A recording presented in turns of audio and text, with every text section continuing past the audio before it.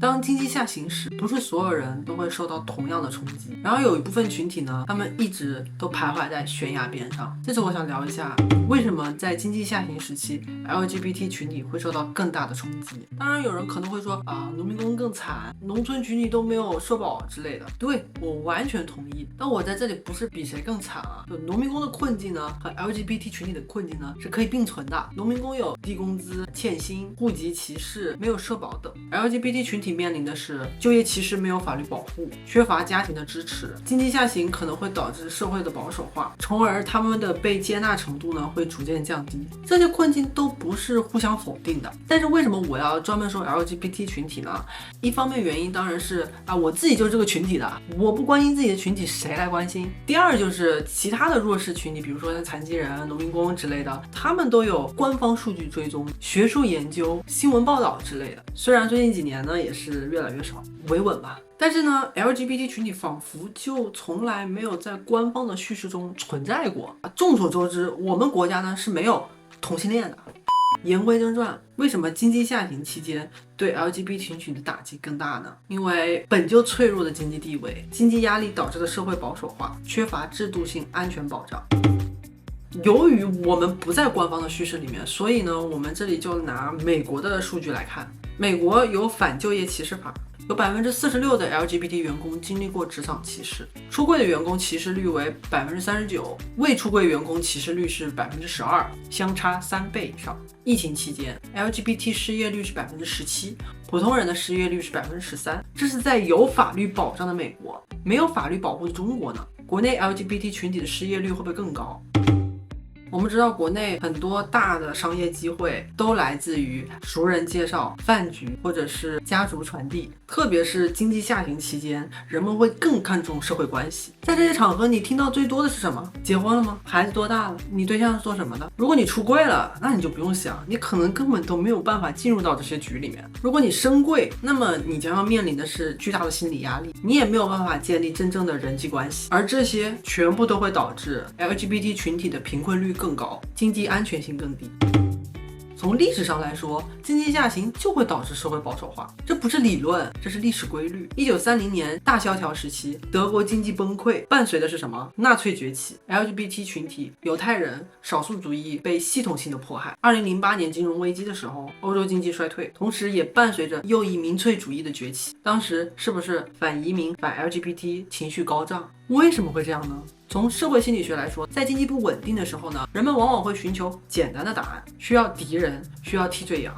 此时少数群体就会成为目标。从政治学上来说，经济困难，威权领导就会强化控制，强调传统价值观，打压多元化。我们现在其实就在经历这些。回顾中国 LGBT 权益的倒退时间线是2021年，微信突然关闭了10个高校的 LGBT 账号，有清华大学、北京大学、复旦大学等等等等，没有事先警告，直接消失。2021年9月份呢，中宣部发布了禁止娘炮角色上电视。2023年5月份，运营了15年的标志性组织北京 LGBT 关闭。从2020年起，办了11年的上海 Pride 因不可抗力停办。2024年，上海最后的一个女同酒吧 Roxy 很多人应该都知道，就关闭了。我们对比一下经济下滑的时间线和 LGBT 打压的时间线，这是巧合吗？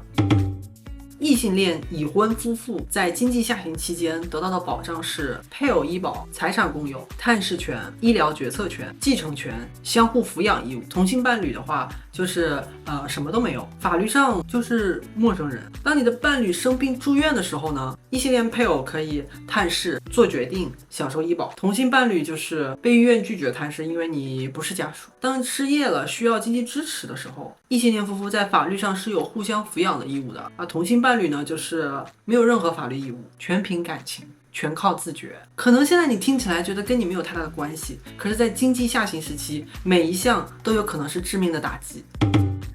在经济困难时期，很多人呢其实都会选择回家不用付房租，有父母养着。但 LGBT 面临的现实就是出柜可能会被家庭拒绝，如果你深柜的话呢，就要承受巨大的精神压力。这一点我之前在一个视频也有讲过，就是劝拉子们在经济独立之前不要出柜。国际上也有研究显示 LGBT 青年的无家可归率更高，主要的原因就是被家庭拒绝。经济下行的时候，连逃离的成本都在上涨。我记得当年经济最好的时候，2011年到2015年，人民币对美元的汇率一度升至6.04，那个时候很多人都出国读书，成本也相对较低。可是现在人民币贬值，留学成本上升，而各国的移民政策呢，也在逐渐收紧。最终只有那些有钱、有学历、有资源的 LGBT 群体才能润，而最需要逃离的人往往最难逃离。为什么我要说这个？为什么很少有人讨论经济与 LGBT 群体的关系？当然，我觉得主要的一个问题就是中国官方叙事里面呢是不承认有同性恋这个群体的，所以没有任何人口统计、就业数据、失业数据、贫困率，没有数据就没有研究，没有研究就没有政策的讨论，没有政策讨论就没有关注，因此恶性循环。而所有的经济制度都是基于标准人设计的，这个标准人是什么呢？异性恋、合法家庭、能生育，不符合这个标准的人就会被排除在系统之外，不受系统保护。